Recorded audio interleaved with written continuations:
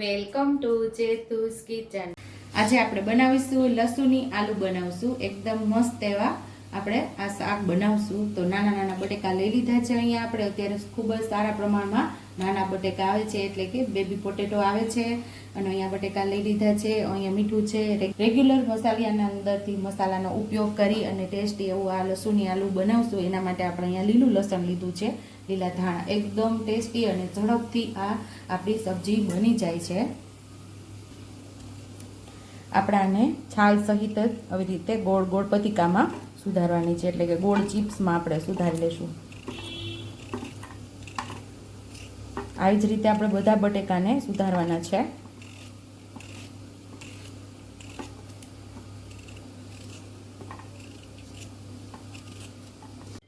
તો અહીંયા આપણે ચિપ્સ મસ્ત એવી સુધારી લીધી છે, બધું ગોળ ગોળ।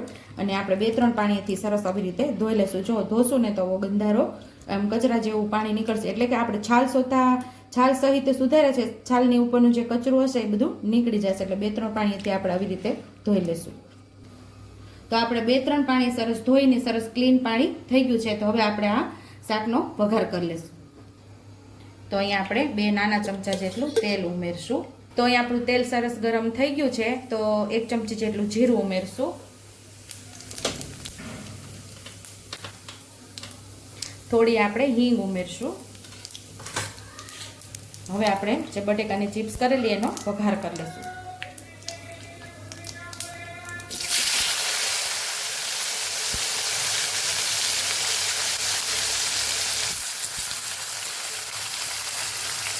હવે સરસ આપણે સાતળી લેવાની છે।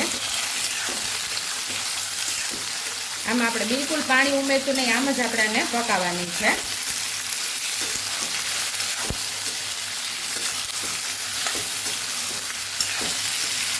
અહીંયા આપણે લીલું લસણ પણ સાથે જ ઉમેરી દઈશું, એટલે એ કાચું ન લાગે, મસ્ત એવો એનો સ્વાદ આવે।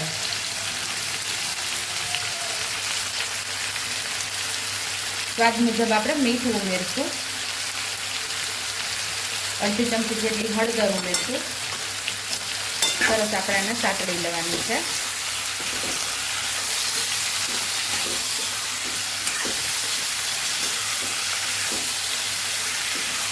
મીઠું અને હળદર એકદમ સરસ ચિપ્સની અંદર ચડી જાય પછી સાવ ગેસ ધીમો રાખી અને ઉપર ડીશ ઢાંકીને આપણે એને વરાળે આ ચિપ્સને પકાવવાની છે।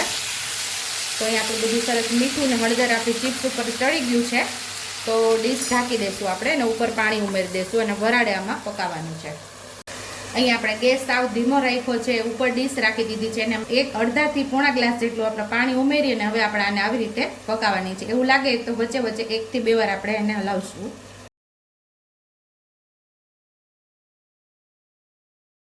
હવે આપણે જોઈ લઈશું,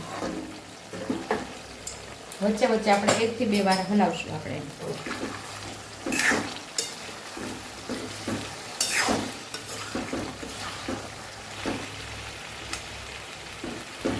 હજી વાર છે, એટલે હજી પાછું આપણે 5 મિનિટ સુધી એને પાકવા દેશું।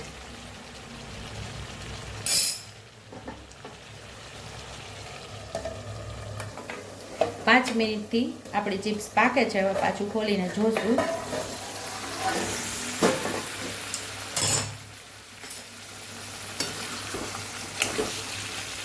તો મસ્ત એવી પાકી ગઈ છે। હવે આપણે આમાં મસાલો કરી લઈશું। 1 ચમચી જેટલું લાલ મરચું પાવડર ઉમેરશું। અડધી ચમચી જેટલું ધાણા જીરું પાવડર ઉમેરશું। સરસ મસાલો આપણે મિક્સ કરી લઈશું। ચિપ્સ ભાંગે નહીં એ રીતે આપણે મિક્સ કરશું। તો અહીંયા આપણો મસ્ત એવો મસાલો પણ સરસ મિક્સ થઈ ગયો છે। તો ઉપરથી લીલા ધાણા આપણે ઉમેરી દઈશું।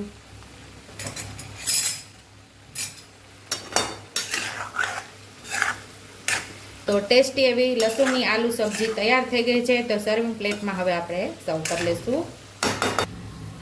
તો ટેસ્ટી એવી લસુની આલુ સબ્જી તૈયાર છે। ઉપરથી લીલા ધાણાથી આપણે ગાર્નિશ કરી દઈશું।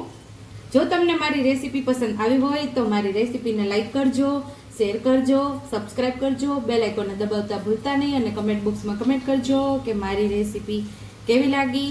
તો આવજો।